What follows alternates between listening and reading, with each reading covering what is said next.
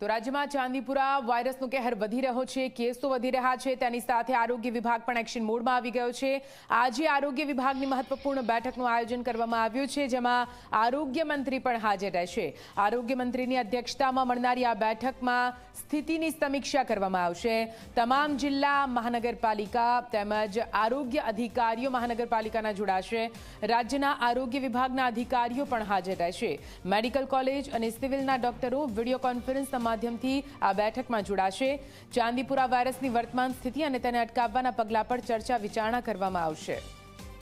વધુ માહિતી સાથે સંવાદદાતા હિતલ જોડાઈ ગયા છે ફોનલાઈન પર।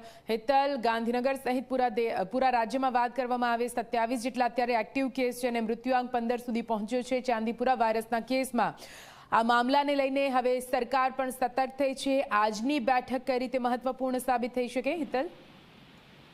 જી નિધિ, ચોક્કસ એવું કહી શકાય કે જે પ્રકારે ચાંદીપુરા વાયરસ છે એ ગુજરાતમાં ફેલાઈ રહ્યો છે અને તેના કારણે બાળકોના મૃત્યુ પણ થઈ ચૂક્યા છે। એટલે અત્યાર સુધી 15ના મૃત્યુ થયા છે। તેના કારણે રાજ્ય સરકાર સતર્ક બની છે અને આરોગ્ય વિભાગ એટલે કે ઋષિકેશ પટેલ આરોગ્ય મંત્રી છે, તેમના અધ્યક્ષસ્થાને આ બેઠક યોજવાનું આયોજન કરવામાં આવ્યું છે અને ક્યાંક ને ક્યાંક જોવા જઈએ તો સમગ્ર રાજ્યની જે સ્થિતિ છે સ્થિતિની સમીક્ષા કરવામાં આવશે। સાથે સાથે જે પ્રકારના જે સારવાર મળવી જોઈએ બાળકોને તાત્કાલિક અસરથી, તો એ બાળકોને તાત્કાલિક અસરથી સારવાર કેવી રીતે આપી શકાય, સાથે સાથે જે પ્રકારે આ ચાંદીપુરા વાયરસો ફેલાઈ રહ્યો છે ત્યારે એને કેવી રીતે અટકાવી શકાય, આ ત્રણ એજન્ડા ઉપર સીધી રીતે આજની બેઠક ખૂબ મહત્વની માનવામાં આવે છે। સ્વાભાવિક છે કે રાજ્યના તમામ જિલ્લા મહાનગર આરોગ્ય અધિકારીઓ વિડીયો કોન્ફરન્સથી પણ આમાં જોડાવાના છે અને તમામ રાજ્યમાં એક સાથે સૂચના આપવાનો પ્રયત્ન આરોગ્ય વિભાગ દ્વારા કરવામાં આવી રહ્યો છે। મેડિકલ કોલેજો અને જે એક્સપર્ટ લોકો છે, તેમ એ તજજ્ઞો લોકો છે, એ લોકો પણ